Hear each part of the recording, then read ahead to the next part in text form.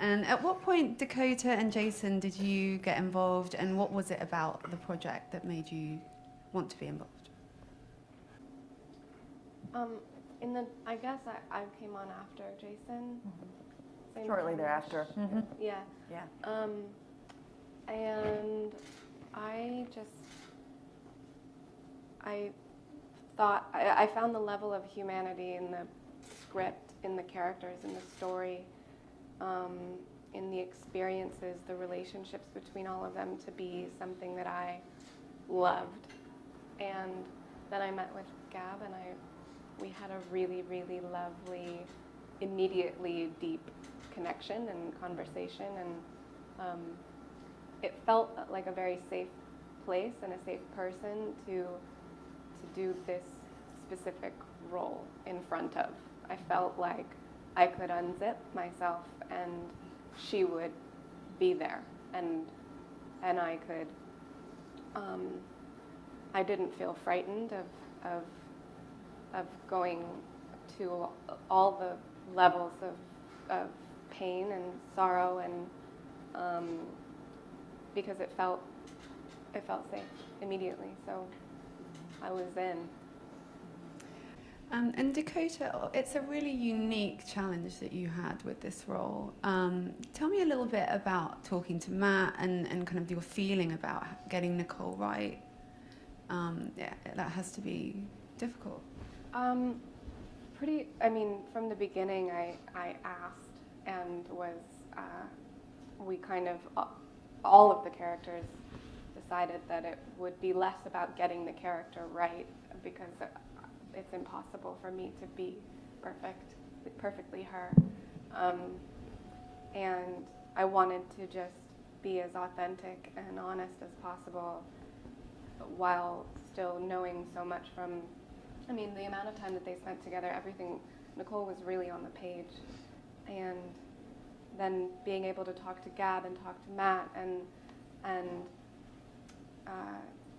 also the town that we were filming in, I think sort of saturated us all in this energy that their family has created and is still lasting there. We're movie people coming into this small town in Alabama, but it was more about who we were playing. It was like they were the real celebrities in town. They were the real stars, and people, were. If I went into a restaurant, there'd be nobody else in the restaurant, and all the waiters, the staff, would come and sit down and talk about how Matt and Nicole would go in and have dinners there. And it was towards, it was that kind of nurturing and that kind of love that I think just allowed me to just kind of let her take over. For Dakota and Jason, can you talk a little bit about how you guys kind of got to know each other, and with Casey, and because you really had this unique, it really felt very real, this kind of trio that did everything together. How did you get there? Dakota and I have known each other since the 5-year engagement, which is, we debate how long ago it was.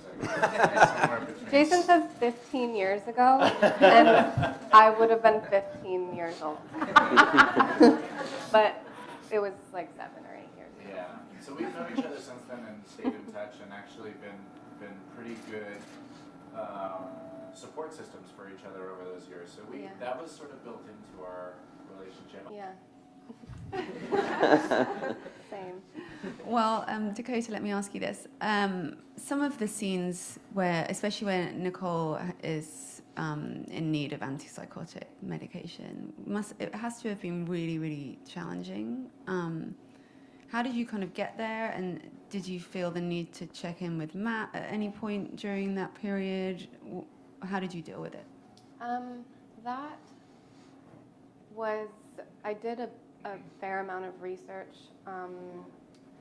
into what kind of behavioral changes happen when someone is experiencing, they call it chemo rage. And side effects of different cancer medications, and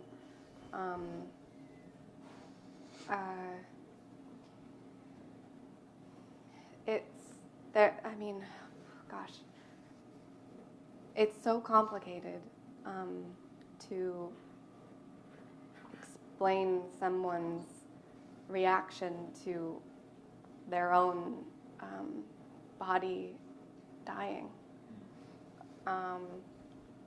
and not being like totally, completely out of control of that, and still trying to be as stoic and strong as possible for everybody else.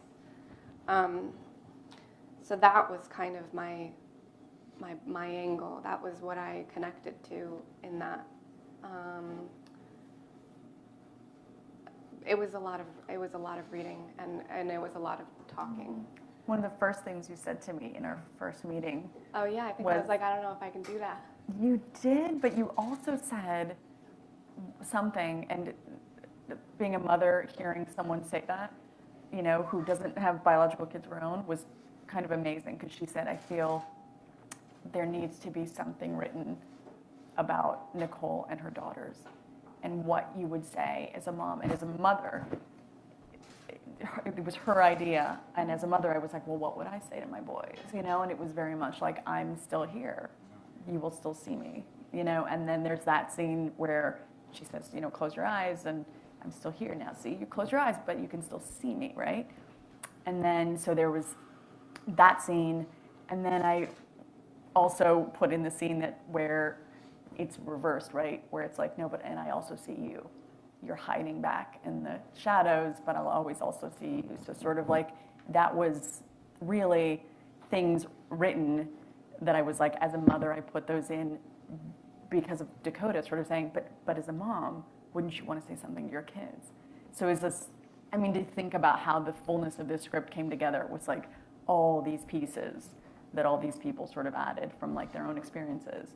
But that was very specific to Dakota's process and how she came into the story. Yeah, that was very important. I felt like it was totally impossible to find a language that you use with your children. And so Gab did that, I think, extremely gracefully, because ultimately the thing that I would feel so frightened of, obviously all of the little details, but just knowing that I was never going to see her again, my mother, you know.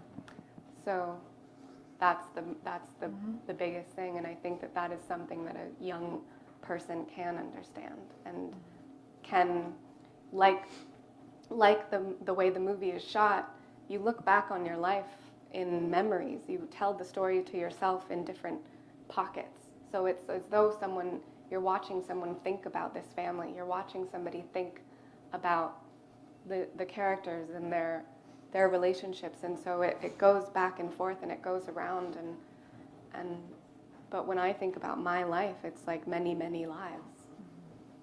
That was a way roundabout answer. I'm sorry. It made perfect sense.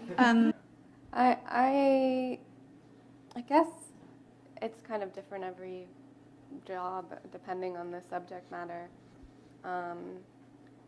I think this one I was living above a barn, in this little like apartment above a barn in someone's property in Alabama.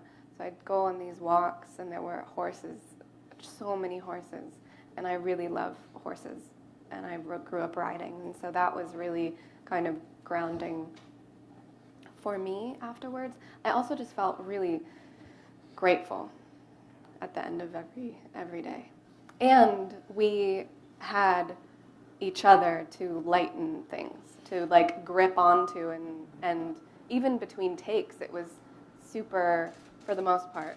In some scenes we kind of maintained this mood, but for the most part there was a lot of playful, you know, and the girls too. I was going to say, there's a funny